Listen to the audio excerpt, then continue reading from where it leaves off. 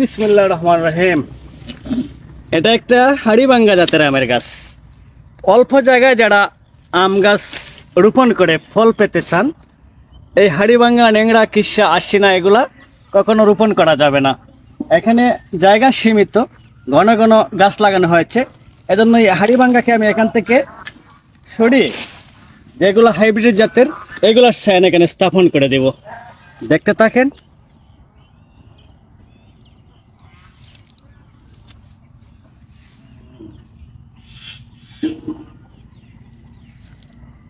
প্রথমে আমি এর মধ্যে একটি কিং অফ ছাকাপাত দিয়ে দিচ্ছি।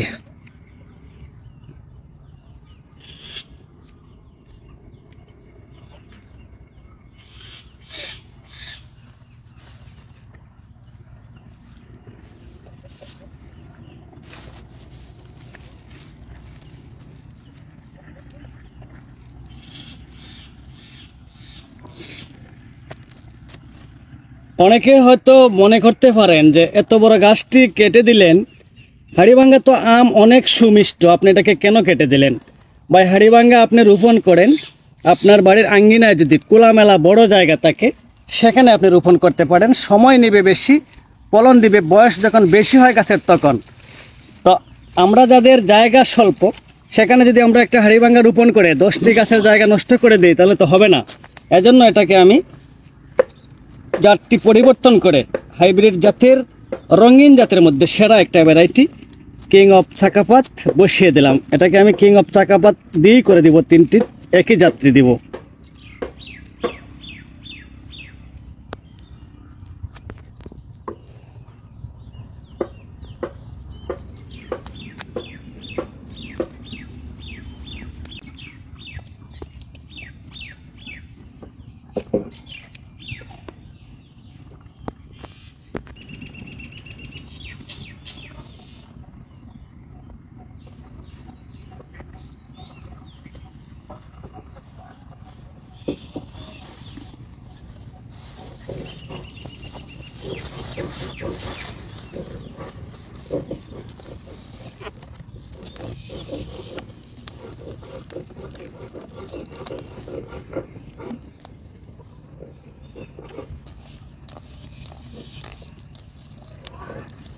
এবার কেউ প্রশ্ন করতে পারেন, ভাই একটির রাখলেন মাথা বের করে আর আরেকটির মাথা দিলেন ঢেকে, এটার মেইন মাথাটি নেই। এই যে মূল যে মাথাটি আছে যেখান থেকে শাখা বের হবে সেটি নেই, এই কারণে এটা মাথাটা ঢেকে দিছি। চোখ থেকে কুশি বের হয়ে এটা আমাদের গাছ হবে।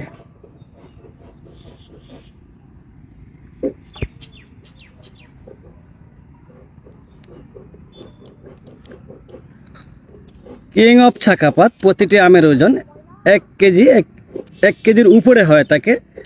তো আমার কাছে এবার কেজি উপরে হয়েছে।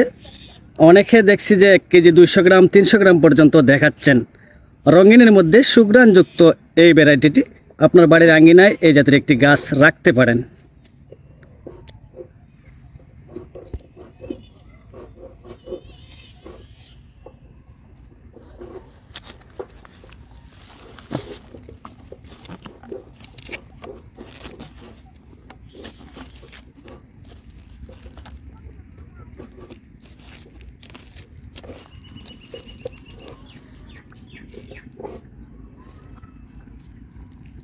আসেন আর একটু কথা বলি। অনেকেই প্রশ্ন করেন, ভাই আমরা যে এই বাঁধনটা দিলাম কতদিন পরে সেটা খুলব? এখান থেকে কুশি বের হয়ে যখন এতটুকু হবে, 4-5 ইঞ্চি হবে, তখন আমরা এই গিটটা খুলে এই জায়গায় নিয়ে এসে একটু বাঁধন দিয়ে রাখবো। এই বাঁধনটি আমরা যদি 6 মাস পরেও খুলি গাছের কোনো ক্ষতি হবে না। এই বাঁধনটি যদি আমি 6 মাস পরে খুলতে যাই, এখানে এটা মাংস বাড়বে আর কাঠের দিকে আস্তে আস্তে পলিটি ঢুকে যাবে। এই কারণে অনেক সময় দেখি অনেক বাগানে অনেকগুলো গাছ নষ্ট হয়ে যায়। আশা করি বুঝতে পেরেছেন। যদি বুঝতে পেরে থাকেন তাহলে একটি কাজ করে আমাকে দেখাবেন। ধন্যবাদ।